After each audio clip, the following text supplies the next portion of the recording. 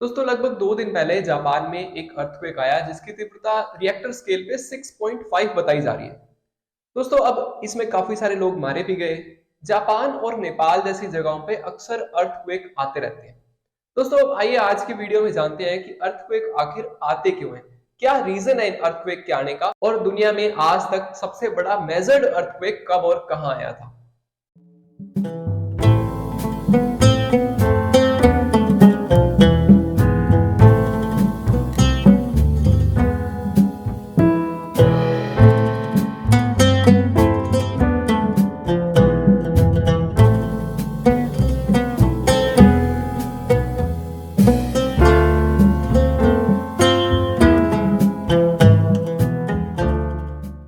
दोस्तों अर्थक्वेक के रीजन को जानने के लिए आपको अर्थ के स्ट्रक्चर को थोड़ा समझना चाहिए।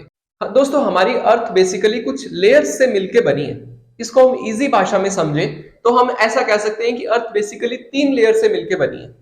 सबसे ऊपर है क्रस्ट, उसके नीचे है मेंटल और सबसे नीचे है कोर।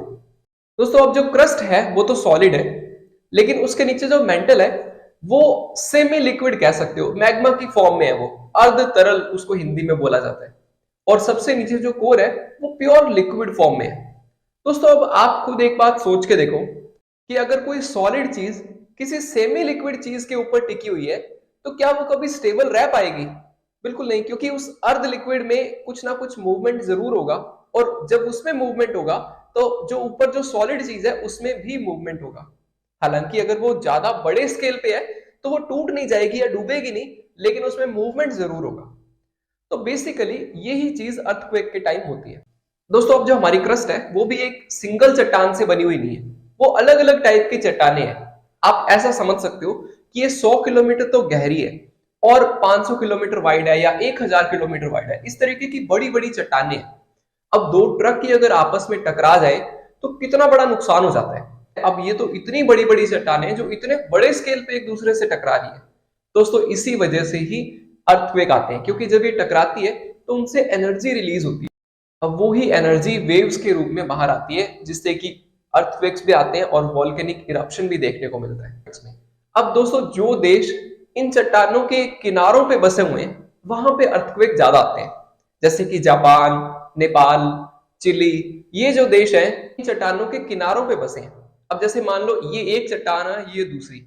अब ये दोनों जहां पे जुड़ रही है इसके बिल्कुल ऊपर यहाँ पे जो देश है उसके लिए सबसे बड़ा खतरा है, क्योंकि जब भी ये चट्टानें आपस में मूवमेंट करेगी तो यहाँ पे सबसे ज्यादा नुकसान होगा। तो बिल्कुल यही चीज इन देशों के साथ है, इसीलिए यहाँ पे ज्यादा भूकंप आते हैं। अब अगर बात करें सबसे बड़े मेजर्ड अर्थक्वेक की, दोस्तों ये आया था चिली में और इसकी तीव्रता रिएक्टर स्केल पे 9.5 बताई गई थी। ये आज तक का सबसे बड़ा मेजर्ड अर्थक्वेक है। और 2004 में जो नॉर्दर्न सुमात्रा यानी कि इंडोनेशिया में जो भूकंप आया था वो हमारी 20th सेंचुरी का सबसे डेडलीस्ट अर्थक्वेक था, जिसके अंदर लगभग 2.5 लाख लोग भूकंप और सुनामी की वजह से मारे गए थे। अब सुनामी भी भूकंप का एक आउटकम है। क्यों? क्योंकि जब भी समुद्र के अंदर की टेक्टोनिक प्लेट्स आपस में टकराएगी, इसका जो एपिसेंटर होगा वो समुद्र में होगा। एपिसेंटर का मतलब हो गया ग्राउंड का वो पॉइंट जहां पे ये एनर्जी बाहर निकल रही है। अब अगर वो समुद्र के अंदर है तो समुद्र में वेव्स ऊंची उठने लग जाएगी।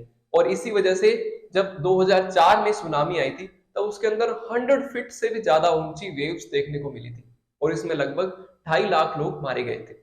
तो बेसिकली सुनामी भी अर्थक्वेक का ही एक आउटकम है। अब हमारे देश में भी अर्थक्वेक से बचने के लिए जोन बनाए गए हैं। अब आपको भी देखना चाहिए कि आपका घर किस जोन में आते हैं, और अगर वो ऐसे जोन में आ रहा है जहां पे भूकंप ज्यादा आते हैं तो आपको भी अपने घर का कंस्ट्रक्शन उसी हिसाब से करवाना चाहिए, ताकि अगर भूकंप आ भी जाए तो ज्यादा नुकसान ना हो। आपको ये वीडियो कैसा लगा कमेंट में जरूर बताइएगा।